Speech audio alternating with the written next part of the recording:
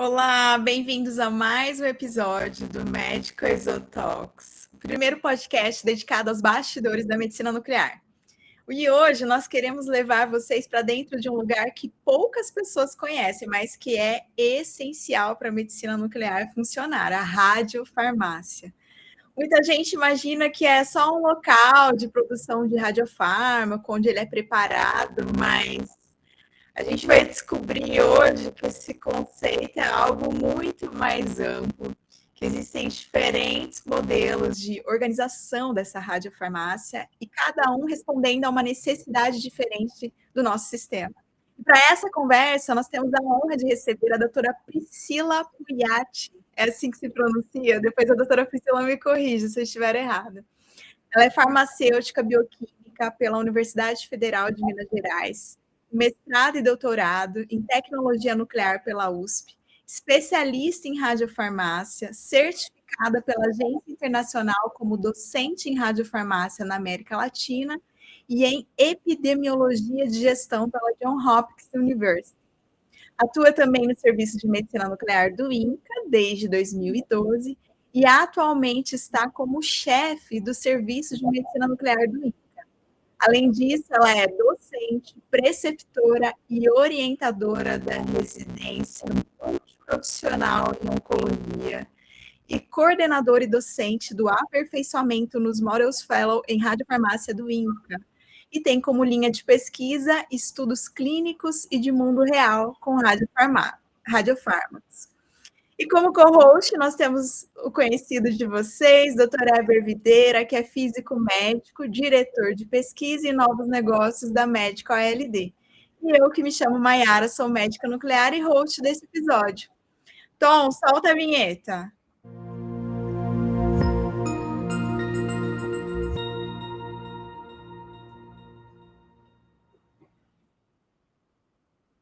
Doutora Priscila, muito obrigada por ter aceitado o nosso convite. Falei certo seu nome? Falou, obrigada, Maiara, pela apresentação, obrigada pelo convite, obrigada, Eber, é um prazer estar com vocês aqui hoje. Falou direitinho, é Pugliatti que se pronuncia, embora se escreva Pugliatti. Que bom. Doutora Priscila, para a gente começar, eu acho que muitas pessoas, elas imaginam que a radiofarmácia é só um local onde é preparado o radiofármaco. Mas, na prática, a gente observa que isso é muito mais amplo. Em vários episódios, inclusive o Dr. Eber já citou alguns exemplos, e nós queríamos saber de uma especialista como você, o que realmente caracteriza uma radiofarmácia. Então, a radiofarmácia, enquanto área, né, é uma área das ciências farmacêuticas que se ocupa de toda a temática relacionada aos radiofármacos. E quando a gente fala toda a temática, a gente está falando desde a pesquisa e desenvolvimento até a aplicação clínica, né? Passando pela produção, preparação, fracionamento, dispensação e controle de qualidade dos radiofármacos. E como lugar físico, ela é o ambiente onde tudo isso acontece. Então, você tem radiofarmácias em nível de pesquisa, você tem radiofarmácias em nível hospitalar, você tem radiofarmácias que se ocupam da produção em um nível mais industrial. Então, enquanto lugar é onde todo esse processo, toda a mágica do radiofármaco e da medicina nuclear começa, né? E aí é onde a pílula mágica é preparada. E enquanto área, é essa ciência bastante ampla. Perfeito, doutora Priscila, e mais uma vez aí, obrigado por ter aceitado e vir aqui participar conosco, né, enfim, para mim é sempre um prazer aí poder estar participando também do nosso podcast, né, doutora Maiara, e eu já, na verdade, quero começar a esquentar já trazendo também uma pergunta, viu, Priscila, pra gente, viu, então, diz pra gente aqui, pra nós, né, ao longo da história da medicina nuclear, né, como que de fato, então, as radiofarmácias evoluíram, né, o que, na verdade, você acha que mudou desde os primeiros serviços de medicina nuclear aí até os dias atuais, por exemplo? A radiofarmácia, inicialmente, Eber, ela não era vista como uma radiofarmácia, não tinha esse nome tecnicamente. Inclusive, ainda existem muitas pessoas que chamam a radiofarmácia de laboratório quente ou sala quente. Então, muita gente que está ouvindo a gente vai se identificar com esse nome. Então, por que tinha esse nome de laboratório quente, sala quente? Porque o quente, que a gente chama, é o radioativo, né? Então, era onde a gente manipulava os materiais radioativos que, aquela época lá da fundação da radiofarmácia, anteriormente, à década de 50, no século passado, aqui no Brasil, e até um pouco antes, fora do Brasil, ali não se manipulava fármacos, você manipulava compostos radioativos que eram passíveis de serem administrados em seres humanos. Com o passar dos anos e também com o aumento da diversidade de radiofármacos, que a gente poderia assim nomear, mas também com a evolução desses compostos radioativos, eles passaram a ser considerados, primeiro internacionalmente, né, nível de Europa, Estados Unidos, como medicamentos, e mais recentemente aqui no Brasil. E aí que vem essa nomenclatura radiofarmácia, e radiofármacos. Tá? Então, um nome relativamente recente. Para a gente aqui no Brasil, é uma denominação também oficialmente recente, né? Data de 2009. E aí, com todo esse reconhecimento, acompanha os radiofármacos os requisitos necessários que a gente tem já para os medicamentos injetáveis. E, nesse mesmo sentido que a nomenclatura avança, os requisitos necessários para que você possa, de fato, administrar esses medicamentos em seres humanos também acompanham de medicamentos. Então, aonde que a gente vai chegar? A gente vai chegar que as radiofarmácias também evoluíram para atender essas necessidades. Então, a gente passa de compostos, inicialmente lá com a Madame Curie, se a gente for pensar, que a gente nem sabia qual era, de fato, suas ações possíveis em seres humanos, que eram manipuladas em simples laboratórios, até o momento que a gente passa a reconhecer que aquilo envolve radiações, e radiações têm alguns requisitos de segurança nucleares que devem ser respeitados, isso avança para requisitos de segurança nuclear, aí depois a gente reconhece que esses compostos também têm que atender aos requisitos relacionados a medicamentos, então a gente também precisa se preocupar com a qualidade daquela formulação. E quando eu falo qualidade, nem é só pureza, a gente fala em controle microbiológico, controle de estabilidade, então isso também avança. Nesse sentido, as instalações que vão produzir, preparar, fracionar, dispensar, tem que acompanhar essa modernização. E aí a gente chega nos modelos que a gente tem atualmente. Excelente, doutora Priscila. Inclusive, esse assunto foi até um tema polêmico em um episódio que nós gravamos com 2 radiofarmacêutas e daqui de São Paulo. Então, tem um episódio que esse tema foi muito debatido com essa briga. É radiofármaco, não é radiofármaco? Tinha que tirar o fármaco do nome. E eles explicaram de forma muito semelhante, como você detalhou. Mas para quem está chegando na medicina nuclear agora, acho que gera muita dúvida esses conceitos de radiofarmácia e uma farmácia comum que também lida com esses medicamentos de forma controlada. Como que você explicaria de uma forma simples para quem está chegando agora na medicina nuclear a diferença de uma radiofarmácia e de uma farmácia comum que também manipula medicamentos?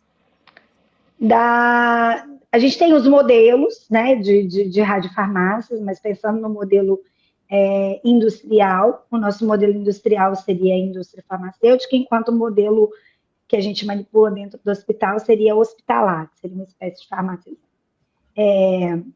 hospitalar. A diferença é que a gente, além de trabalhar com fármaco, esse fármaco tem na sua estrutura um radionuclídeo, que é quem emite radiações.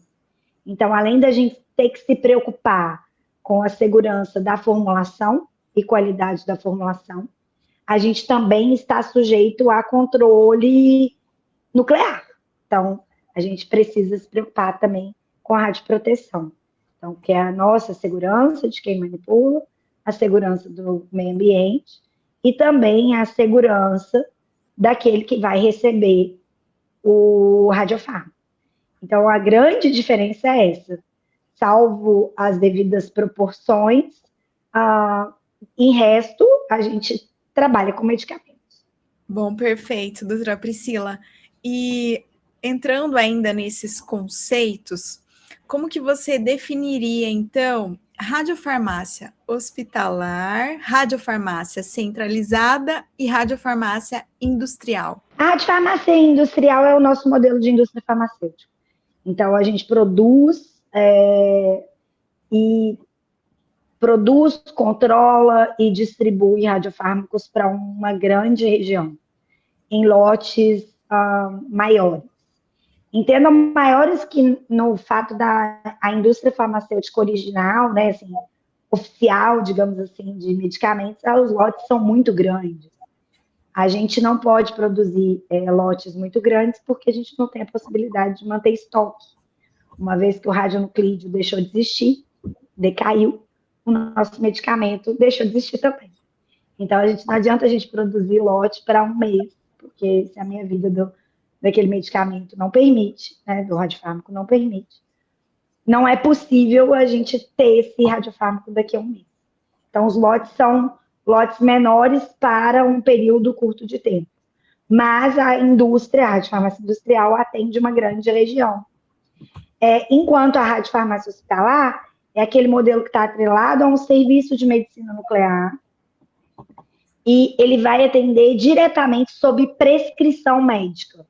Então, tem que ter um médico que vai prescrever aquele radiofármaco e aquele radiofármaco vai ser preparado e dispensado a partir dessa prescrição médica. Então, esse é o modelo hospitalar. O modelo centralizado lembra um pouco as farmácias de manipulação, só que com a diferença de que ela não atende uma prescrição médica que o paciente levou lá. Porque numa farmácia de manipulação, o médico faz a prescrição e o paciente vai lá e compra o medicamento. Aqui, nesse caso, não. Ele faz uma prescrição para um serviço de medicina nuclear, então ele trabalha no serviço de medicina nuclear, faz aquela prescrição e o serviço de medicina nuclear submete a uma radiofarmácia centralizada que não está no local onde aquela prescrição foi gerada. E, então, na data e horário combinados, né, pré-pactuados, entre o serviço de medicina nuclear e a radiofarmácia centralizada, esse serviço vai receber essa dose já unitarizada, então dedicada para aquele paciente. Então, também é uma radiofarmácia que trabalha sob prescrição médica e sob o conceito de unitarização de doses. Mas essas doses não são preparadas, controladas, fracionadas e dispensadas no local onde elas vão ser utilizadas. Então, tem um serviço de transporte aí no meio. Priscila, e me diz uma coisa, esses modelos, né, eles surgiram em momentos diferentes ou eles sempre coexistiram?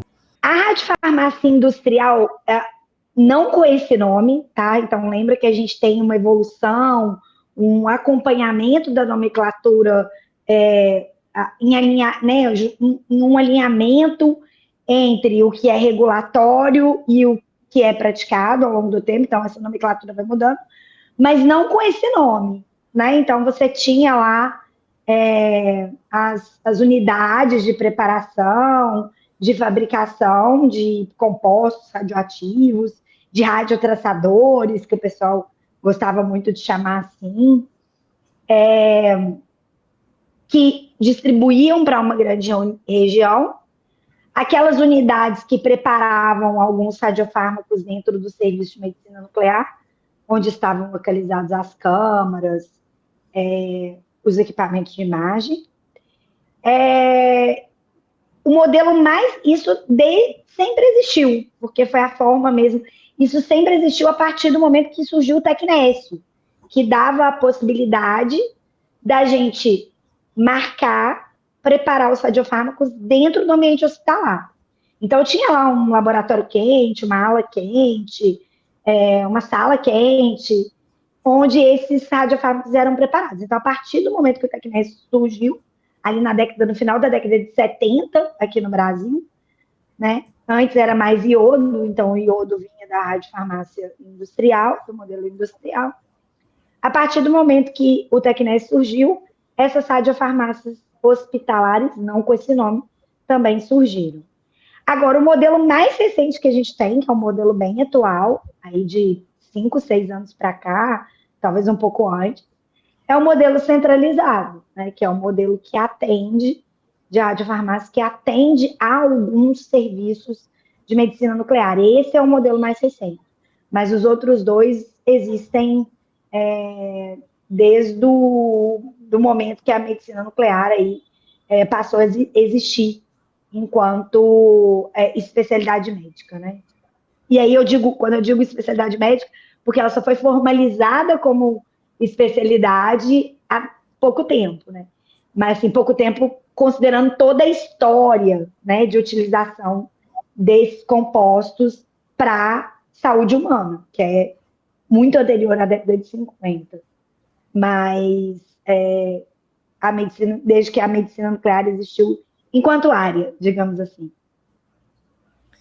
E, doutora Priscila, existe alguma relação entre o tipo de radiofármaco e o modelo de radiofarmácia mais adequado para a produção deste radiofármaco? Existe e não existe, tá? Então, assim, existem modelos, por exemplo, radiofarmácias industriais, você pode ter as radiofarmácias que eles chamam de PET, que tem produção, inclusive, de radionuclídeos dentro do ambiente hospitalar, mas que tem um modelo que replica o modelo industrial. Então, você pode ter, por exemplo, a gente tem alguns exemplos aqui no Brasil, o Centro de Medicina Nuclear lá do INRAD. Então, você tem ali um ciclotron, você tem ali a possibilidade de produção de radionuclídeos e de radiofármacos a partir de um modelo semi-industrial, né, industrial. E, paralelo também, a preparação de radiofármacos de Tecnes, que acontece, por exemplo, muito mais no ambiente hospitalar. Mas, via de regra, as radiofarmácias industriais tendem a produzir radiofármacos a partir de radionuclídeos de meia-vida mais longa. Então, você vai ter iodo, lutécio, que são possíveis de serem transportados e distribuídos para uma grande região. Os geradores de molibdênio tecnésio. Enquanto as hospitalares, elas vão se dedicar àquelas preparações que, entre a preparação e a utilização, você vai ter um intervalo curto de tempo. Até porque, via de regra, você tem dentro do ambiente hospitalar uma instalação mais simplificada do que uma instalação industrial. Mas, novamente, não é impossível que você tenha esse modelo. Mas você vai ter que instalar ali uma infraestrutura mais complexa.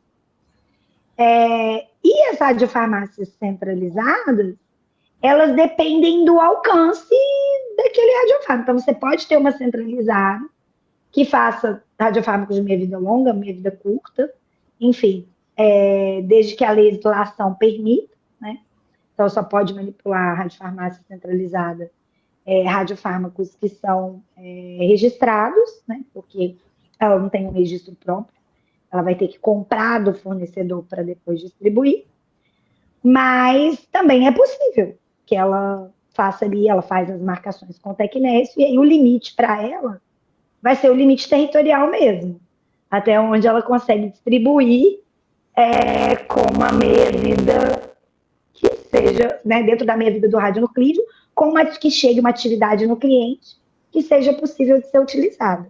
Então, assim, via de regra, a gente tem nas industriais radionuclídeos de meia-vida mais longa, que demandam um processo produtivo mais complexo e que podem ser distribuídos para todas as regiões, enquanto na hospitalar, aquelas preparações que a gente chama de extemporâneas, né? A farmacopeia reconhece como extemporâneas, que entre a preparação e a utilização não passam de 48 horas, então a gente pode usá-las em até 48 horas. Então, geralmente são radiofármacos que são prescritos, preparados e fracionados e dispensados no intervalo curto de tempo. E a centralizada fica ali no meio do caminho, com produtos que são registrados, mas que são manipulados ali e comercializados em doses unitarizadas. Um ponto importante, a radiofarmácia industrial, ela, para vender, né, ela precisa registrar esses radiofármacos, ou notificar, que são as duas formas regulatórias no nosso país para você comercializar esses radiofármacos. Tá? Se você não vai registrar, você precisa comercializá-los em doses unitarizadas, a partir de radiofarmácia centralizada, ou utilizá-los em uma radiofarmácia hospitalar. Essas doses unitárias, elas são mais comercializadas aqui em São Paulo, ou tem em outras cidades? Aqui no Rio tem também. Ah, legal. No Rio também tem, se eu não me engano, em Brasília, também tem um modelo que funciona como centralizado. Para quem nós achamos muito prático na nossa rotina que receber a dose unitária. Você tem que avaliar qual é o seu público e a forma como você trabalha, né, dentro da realidade do seu serviço de medicina nuclear. Vou dar um exemplo aqui no serviço que eu trabalho no INCA, né, pela própria característica dos nossos pacientes, muitos deles do sistema público, então eles vêm para o INCA a partir de longas distâncias, então nem sempre eles chegam no horário, nem sempre eles chegam na ordem.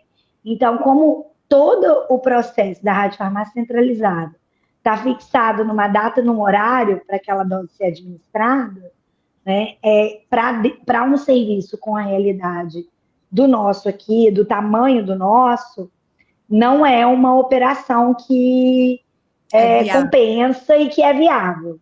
Mas para serviços que tem um volume menor também, que não compensa, por exemplo, adquirir um gerador, né?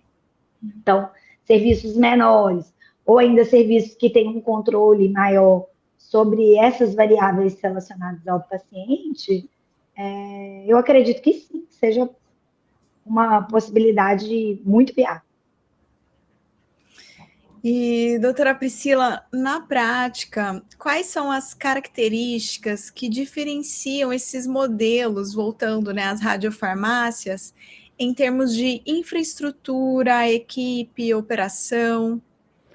Quando você fala de um modelo industrial, obviamente você precisa de muito mais infraestrutura. Então, seja infraestrutura de radioproteção, então blindagens, muitas vezes você vai ter que manipular em hot cells, e não em cabines de fluxo laminar, por exemplo, ou não em cabines de exaustão. O volume de atividade que se manipula é muito maior, então você tem muito mais artifícios, né, para garantir a radioproteção dos trabalhadores, então você tem que usar sistemas automatizados de controle e também de manipulação. Os lotes são maiores, você precisa ter toda uma infraestrutura para você poder fazer embalagem, rotulagem e dispensação desses radiofármacos, além, claro, de controle de qualidade. Então, os controles de qualidade que têm que ser realizados são mais complexos, e isso demanda também mais equipamentos. E como você está falando de mais volume, uma infraestrutura maior, é claro que você precisa de mais profissionais. Mas a área nuclear, de uma forma geral, ela é uma área multiprofissional, né? Então, todo serviço de medicina nuclear tem que ter um médico, um enfermeiro, técnico de enfermagem, técnico de radiologia, o biomédico que faz imagem, farmacêutico, físico. E me desculpe se eu esqueci de alguém, o recepcionista. Então, a gente é multidisciplinar, né? Então, isso também acontece, só que numa escala muito maior, dentro da radiofarmácia industrial. Na radiofarmácia hospitalar, você vai ter uma infraestrutura mais parecida com uma manipulação hospitalar. Então, uma área menor, equipada com equipamentos menores, os níveis de controle de qualidade são menos complexos. Então, você faz, por exemplo, só cromatografia em camada delgada, a não sei que você faça galho 68, mas se você fizer só tecnésio, é uma cromatografia em camada delgada ou em papel. Se você estiver na industrial, você vai precisar de um HPLC, uma cromatografia gasosa. Então, em termos de equipamento, é muito mais complexo você está associado a uma radiofarmácia industrial. Muito bom, doutora Priscila. E agora, então, nós vamos entrar nos blocos que são mais específicos de cada modelo de radiofarmácia. Então, entrando agora no bloco de radiofarmácia hospitalar, no dia a dia, lá no INCA, dentro da rotina do serviço de oncologia, em quais momentos fica claro que esse modelo hospitalar foi a melhor escolha para vocês? Acho que é a característica dos pacientes, a forma como a gente recebe os pacientes, a necessidade de flexibilidade de agendamento e de reprogramação que a gente precisa. Então, e como a gente está dentro de um hospital, a gente tem exames que precisam ser encaixados o tempo todo, né? Então, você começa o dia com uma programação. Eu brinco que eu faço uma programação para não cumprir, porque a gente faz a programação e todos os dias a gente sai da programação, né? Todo início de mês eu preparo uma programação de quantos exames, de quais tipos nós vamos fazer, quais dias, na tentativa de otimizar, né, recursos humanos, tecnológicos e farmacêuticos também. Mas chega em qualquer momento a gente precisa reprogramar, né? Uma instituição grande, um hospital grande. A gente tem 4 hospitais, a gente atende a esses 4 hospitais em termos de medicina nuclear. Então, essa necessidade de adaptação diária, ela demanda que a gente tenha uma radiofarmácia 100% à disposição. Quais são os desafios que costumam aparecer na rotina desse tipo de serviço, como o INCA? Olha, é medicina nuclear, né? Então, assim, Heber está aqui, você está aqui, eu acho que vocês sabem do que eu estou falando, então vamos explicar para quem está ouvindo a gente. Né? A gente trabalha com produtos que são produzidos, controlados, fracionados e dispensados em tempo real. Então, ao mesmo tempo que a gente está preparando um paciente para fazer uma imagem, uma terapia na semana que vem, esses produtos estão em processo de produção na radiofarmácia industrial. Então, eu acho que o grande desafio é a gente ter, muitas vezes, que reprogramar. Né? Então, a gente precisa reprogramar, e esse não é um desafio exclusivo do INCA. Eu acho que é da medicina nuclear em geral. Então, você programou a semana que vem um conjunto de doses terapêuticas por algum problema de produção, essas doses não vão chegar. Então, você preparou seus pacientes por 3 semanas para aquela terapia, você vai precisar desmarcar. Muitas vezes, pacientes que têm questões socioeconômicas e demográficas complexas, então, moram a longa distância, programaram um carro de prefeitura, ou inclusive gastaram com passagem para vir aquele dia. Então, são questões, desafios que a gente lidar que escapam, muitas vezes, da nossa ossada, né? Que a gente poderia dizer, mas que também não estão sob nosso controle. Então, para mim, esse é o maior desafio. Então, assim, reprogramar com essas questões logísticas que muitas vezes Heber está aqui, não me deixa mentir, são desafiadoras. E a gente tem as questões tecnológicas também, porque os equipamentos dão problema, né? Também. Então, a gente tem que estar o tempo todo reprogramando. Num hospital grande, que a gente tem uma alta demanda por exame, uma fila de espera que é natural, né? Porque a necessidade ela é maior do que o que a gente consegue atender tecnologicamente. Deixar de fazer ou ter que reprogramar gera um impacto assistencial mesmo. Né? E aí você precisa, muitas vezes, que se debruçar mesmo sobre as necessidades individuais para tentar priorizar aqueles exames ou aquelas terapias que vão ter um impacto maior para o paciente. Então, como saúde pública mesmo, né? Então, o que a gente tenta fazer é selecionar aquilo que vai gerar um impacto maior. Então, às vezes, você teve que reprogramar, você não vai conseguir fazer todos os exames hoje, vão ficar exames para a próxima semana, vão ter que ser adiados.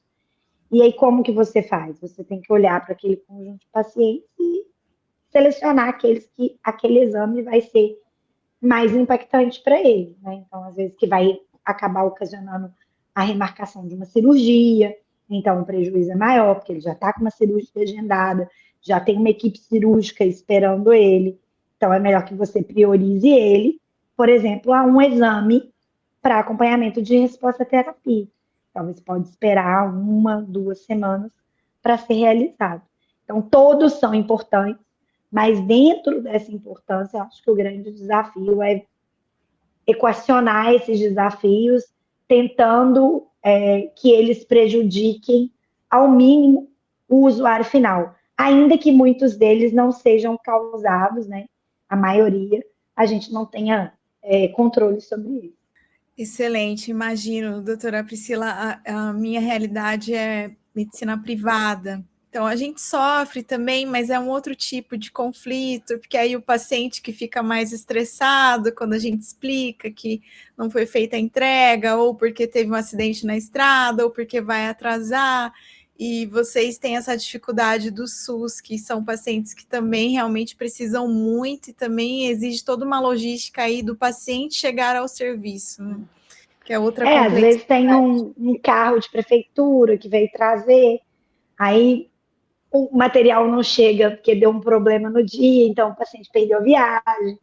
Às vezes uma viagem de 2 horas para ir, uma viagem de 2 horas para voltar. Então, muitas vezes a gente já se deparou com casos de pacientes que mobilizaram a família para pagar a passagem. E aí a gente recebe gente do Brasil inteiro, então. E aí veio para fazer terapia, estava com ônibus comprado, chega aqui, o material não vem. Então, são conflitos diários que a gente tem que lidar. E isso acontece em todo o nosso país. Nós fizemos uma série recente sobre medicina nuclear nas regiões brasileiras e tivemos participação de médicos de todas as regiões, e essa queixa realmente é muito comum para quem atende SUS. É uma dor muito importante que precisa ser solucionada, né, para esses pacientes, que é a questão de se deslocar até o serviço de medicina nuclear. Como é importante a gente tentar desenvolver esse plano nacional para que haja uma descentralização. Não estou conseguindo falar. E, doutora Priscila, essa radiofarmácia hospitalar, acho que você já até falou um pouquinho, ela não atende apenas o Hospital do INCA, ela atende também outros serviços. Não, a nossa aqui atende só o INCA. Ah, tá. Tem alguma questão relacionada à legislação, organização? Como é isso? Não, é a forma como foi planejado mesmo a estruturação de saúde pública federal no Rio de Janeiro. A gente tem outras unidades de radiofarmácia que são públicas também, em outros serviços, então a gente tem na UFRJ, a gente tem também na UF, na Federal Fluminense, mas são independentes, são todas independentes, cada uma atende seu serviço. É a forma como foi estruturada mesmo. Ótimo. E muito tem se falado também em produção in-house de radiofármacos. Como que esse conceito se encaixa dentro da organização das radiofarmácias? Nós estamos falando de um novo modelo ou é uma nova forma de operação dentro desses modelos que já existem? Então, é uma forma de operar a radiofarmácia hospitalar, mas ela precisa de requisitos regulatórios e sanitários um pouquinho mais restritos, porque ela envolve você preparar radiofármacos a partir de componentes que não são registrados, por exemplo.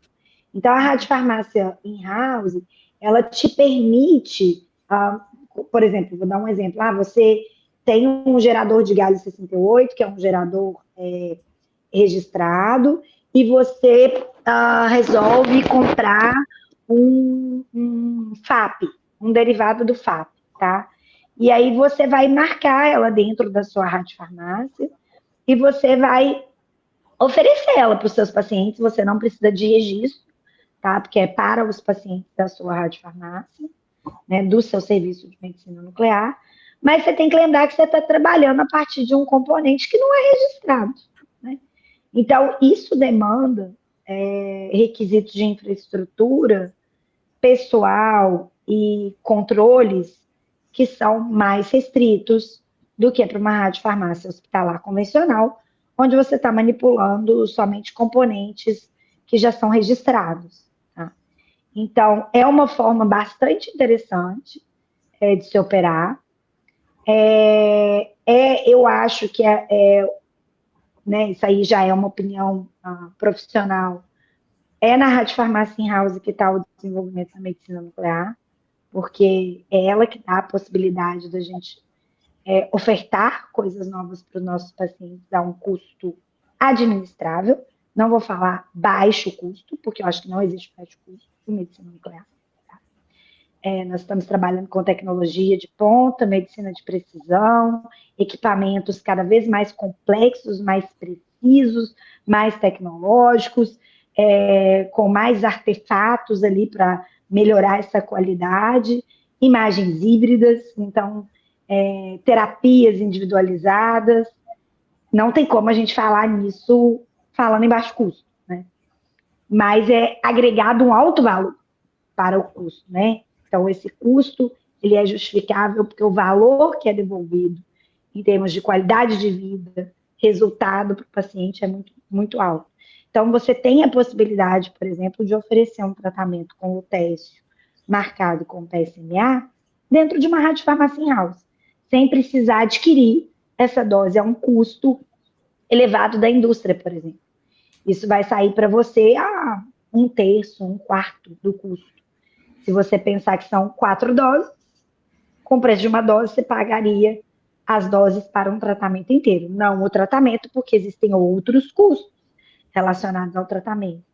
Mas eu acho que a grande oportunidade da gente ampliar a medicina nuclear e fortalecer e ampliar o acesso é a gente pensar no modelo in-house como sendo um modelo a se seguir de radiofarmácia hospitalar.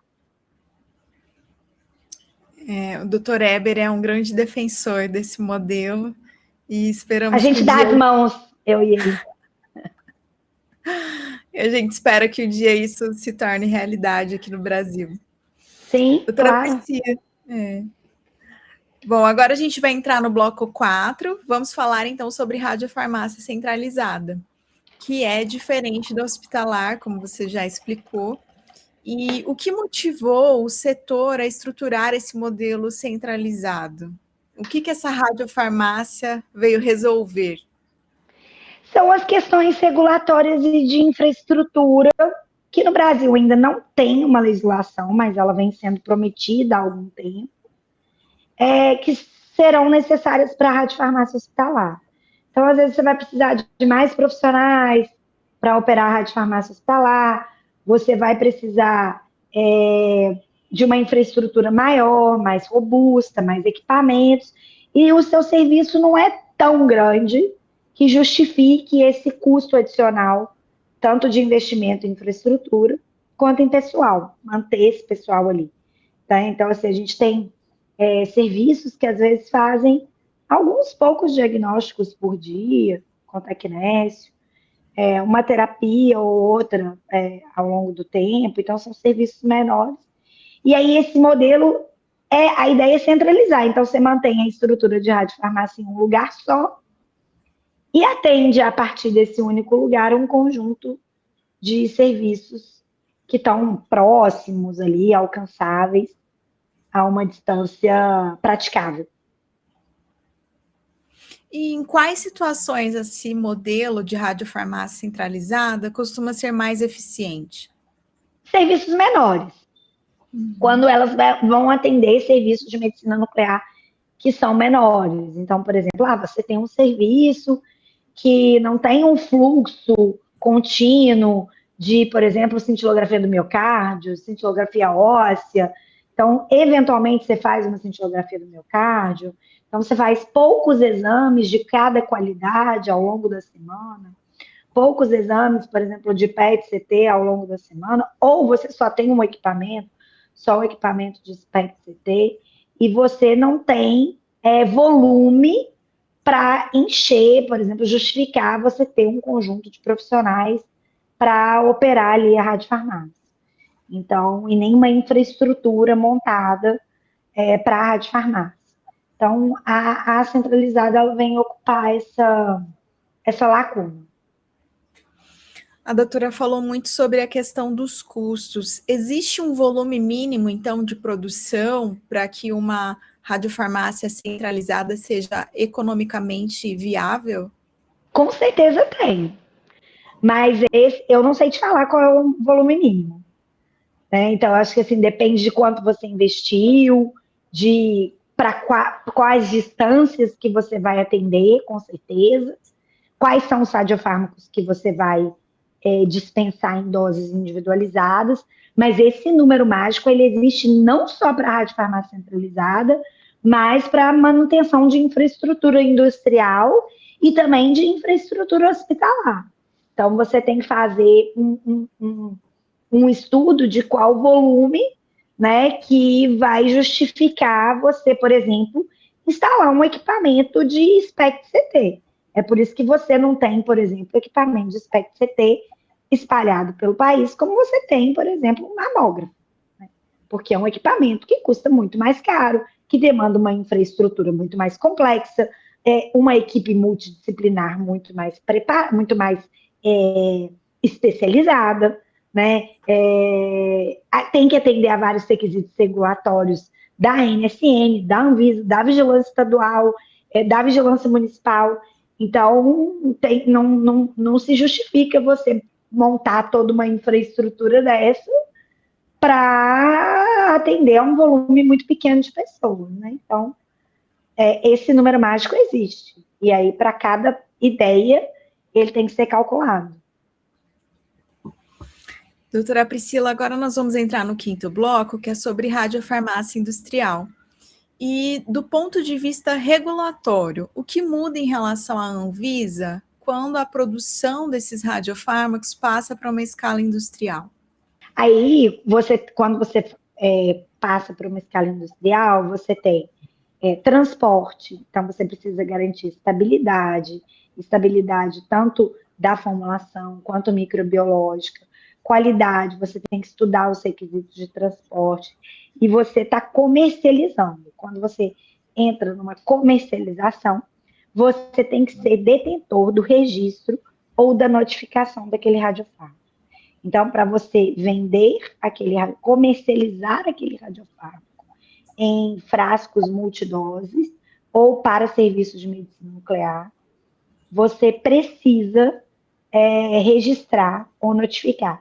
Então, você tem que atender, além da legislação de boas práticas de fabricação, a legislação que versa sobre o registro desses radiofármacos. E como esse modelo de radiofarmácia contribui para ampliar o acesso aos radiofármacos?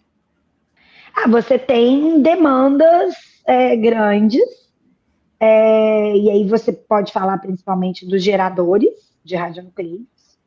Você tem radiofármacos que demandam uma estrutura complexa para produção, como, por exemplo, o iodo 131, que é volátil, e você precisa preparar e fracionar, e dispensar, por exemplo, se você vai produzir cápsulas, você precisa de uma infraestrutura para produzir cápsula. Então, a radiofarmácia industrial é fundamental para não só garantir o acesso, mas também um motor propulsor da hospitalar, né? É dela que vem os geradores, por exemplo, de radionucleidos, né? Seja ele de galho, para uma radiofarmácia in-house, seja ele de tecnécio. Bom, diante de tudo que você disse, esses modelos, eles não se competem, eles se complementam entre si. Sim, claro. E, na sua visão, o Brasil, ele está mais próximo próximo europeu, americano, ou está construindo um modelo próprio? Eu acho que a gente se inspira muito no modelo europeu, mais europeu do que americano. Até porque a forma como o nosso sistema de saúde é estruturada é mais semelhante a alguns países europeus do que os Estados Unidos. Mas eu acho que a gente ainda precisa avançar em alguns temas que na Europa já estão bastante adiantados e que aqui no Brasil estão um pouco agarrados, né? Então, assim, os temas regulatórios, os modelos de radiofarmácia, como que a gente quer promover o avanço da medicina nuclear no Brasil, a produção de radionuclídeos, que a nossa ainda é muito dependente do exterior. Então, a gente precisa avançar em alguns pontos para que a gente, de fato, chegue ao caminho europeu de avanço em medicina nuclear. Com esse avanço, doutora Priscila, do teranóstico, você acha que com o crescimento dessas novas terapias, novos radiofármacos, há alguma mudança nesse sistema de organização entre esses modelos de radiofarmácia? Eu acho que sim. Eu acho que a gente tem transicionado mais. Eu tenho visto, né, uma transição de um modelo de centro PET, que foi muito forte até ali 2010, fora do Brasil, para um modelo de radiofarmácia in-house, né? Então, você, com a possibilidade de você produzir esses radioteranósticos no modelo in-house. Então, porque a gente se focou muito em fazer novos radiofármacos para PET a partir de ciclotrons, né? E hoje a gente tem alguns que podem ser comprados de uma radiofarmácia industrial, mas que também podem ser manipulados a partir de um gerador. E a radiofarmácia, os centros PET, eles têm se dedicado mais à busca por novos radionuclídeos, que possam ser produzidos nesses ciclotrons menores, mas que tenham um potencial de aplicação teranóstico. Então, por exemplo, escândio, cobre 64. Então, quais são esses centros, eles estão se dedicando a buscar formas de produção desses radionuclídeos para viabilizar novos pares teranósticos. E o tema da marcação e aplicação tem ficado mais para a radiofarmácia in-house. Então, eu vejo que hoje existe uma busca maior por novos radionuclídeos que possam entrar nesse modelo de teranóstico, e essa preparação tem ficado mais dentro da radiofarmácia in-house. Doutora, entrando no nosso último bloco, independentemente do modelo de radiofarmácia, o que não pode faltar em uma radiofarmácia? Olha, não pode faltar profissional capacitado para trabalhar e atuar ali. Um profissional farmacêutico, responsável técnico. Não pode faltar ferramentas para controle de qualidade. Então, a gente tem que lembrar que nós estamos trabalhando com produtos estéreis para a gente poder administrar em seres humanos. Então, a gente precisa garantir a qualidade dessa formulação e uma infraestrutura básica para que a gente garanta essa qualidade também em termos de infraestrutura. Então, e muito planejamento, né? A gente precisa planejar muito dentro da radiofarmácia hospitalar. Então, esses são os pilares, eu acho. Infraestrutura, pessoal, processos bem estruturados, controle de qualidade e planejamento. Doutora Priscila, você também atua como uma educadora, está presente no ensino do INCA. E o que você tem observado de mudança na formação desses novos profissionais? Quais têm sido os maiores desafios para formar profissionais nessa área hoje? Acho que o primeiro desafio E eu até vejo que esse desafio, a gente está num processo de superação, é oferecer postos de trabalho para essas pessoas que a gente forma, né? Porque eu acho que quanto mais postos de trabalho se abrem, o interesse do profissional acaba aumentando também. Então, você tem postos de trabalho, e aí aumenta o interesse profissional, e esses postos de trabalho começam a ser ocupados também por pessoas mais qualificadas. Então, eu acho que o primeiro desafio é atrair profissionais para o interesse. Não é uma área que a gente consiga ter uma formação básica em termos de graduação, então ela demanda formação em pós-graduação. Então, o desafio é a gente também ter profissionais para formarem esses novos profissionais, porque o ensino exige dedicação, né? Então, a gente é uma área pequena, que tem poucos profissionais e que precisa urgentemente de gente nova para se renovar. Senão, daqui a 10, 15 anos, a gente não vai ter quem fique nos lugares das pessoas que se aposentarem. Hoje, a gente já fica órfão quando alguém sai, né? Então, eu acho que incentivar o crescimento da área para que novos postos de trabalho se abram e que a gente possa formar esses profissionais com qualidade para oferecer esses profissionais a esses novos postos também com qualidade. E se você tivesse que deixar uma mensagem para quem está entrando agora na medicina nuclear, qual seria? Estude muito, acompanhe as novidades, é uma área que todo dia tem coisa nova, e não pare de estudar, continue no caminho do estudo, buscando mais e mais formação, para a hora que você assumir o seu posto de trabalho em algum lugar, você o faça da melhor forma possível. E olhando para toda essa evolução das radiofarmácias, qual você acredita que será o principal desafio para que continuamos ampliando o acesso da população aos radiofármacos com qualidade e segurança?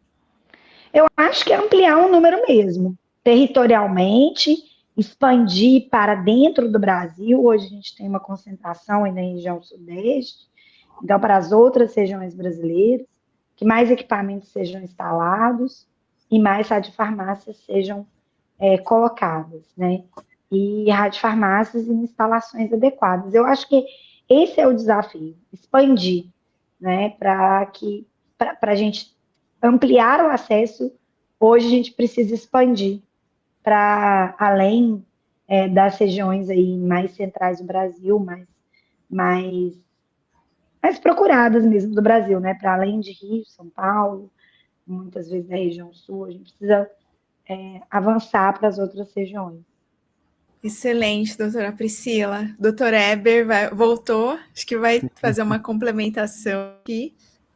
Doutora Mayara, que aula, né? Que aula, que privilégio poder falar de radiofarmácia, ouvindo todas essas diferenças, todos esses modelos, vendo realmente, de fato, né, a necessidade da evolução da área, ver para onde a gente está indo, ver aí, na verdade, o modelo dos radiofármacos in-house, que pode ser uma solução, né, para a gente seguir realmente. Então, tem sido um privilégio acompanhar essa aula com a doutora Priscila.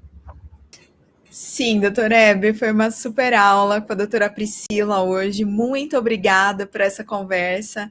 Acho que a doutora Priscila deixou muito claro que para que a medicina nuclear possa expandir no Brasil, depende da integração entre os profissionais, serviços de medicina nuclear, a indústria, universidades e os órgãos reguladores.